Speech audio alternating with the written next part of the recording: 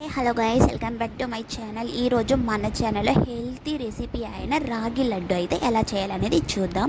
ముందుగా అయితే రాగి పిండి తీసుకోండి. రాగి పిండిలో కొంచెం కొంచెంగా వాటర్ అనేది యాడ్ చేసుకొని నేను ఇప్పుడు చూపించిన విధం వచ్చేంత దాకా కలుపుకోండి. దాని తర్వాత ఇడ్లీ పాత్రలో నీళ్ళు పెట్టుకొని ఒక క్లాత్ మీద మనం కలిపి పెట్టుకున్న రాగి పిండిని కూడా వేసి ఇప్పుడు దాన్ని ఉడకబెట్టాలి. నేను సైడ్ బై సైడ్లో శనక్కాయలను కూడా వేయించి మిక్సీకి వేసి పెట్టుకున్నాను. నేను వాసనకి యాలకులు చేర్చాను. మీ ఇష్టం, మీకు నచ్చితే మీరు కూడా యాడ్ చేసుకోవచ్చు. ఇంకా మనం పిండి ఉడికిందా అనేది చెక్ చేస్తున్నాం. సో పిండి ఎలా ఉడికిందని ఎలా చెక్ చేయాలంటే మీరు పిండిని చేతికెత్తి ఇలా రుద్దినప్పుడు మనకి అది ఒక థ్రెడ్ లాగా ఫామ్ అవుతుంది.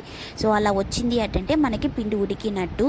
కొంచెం ఆరినాక మిక్సీకి ఒక 3 గంటల దాకా రాగి పిండి వేసుకోండి. 1 గంట అయితే శనక్కాయలు వేసుకోండి. అండ్ మీ టేస్ట్కి సరిపడా తాటి బెల్లం వేసుకోండి. మిక్సీకి వేసిన దాన్ని ప్లేట్కి తీసుకోండి. చేతికైతే నెయ్యి పూసుకోండి. ఇంకా వంటలు పట్టేయండి. ఇంకా అంతే గైస్, టేస్ట్ అయినా హెల్తీ అయినా రాగి లడ్డు అయితే రెడీ అయిపోయింది. ఇంకా ఇలాంటి ఇంట్రెస్టింగ్ వీడియోస్ కోసం మన ఛానల్ లైక్ అండ్ సబ్స్క్రైబ్ చేసుకోండి.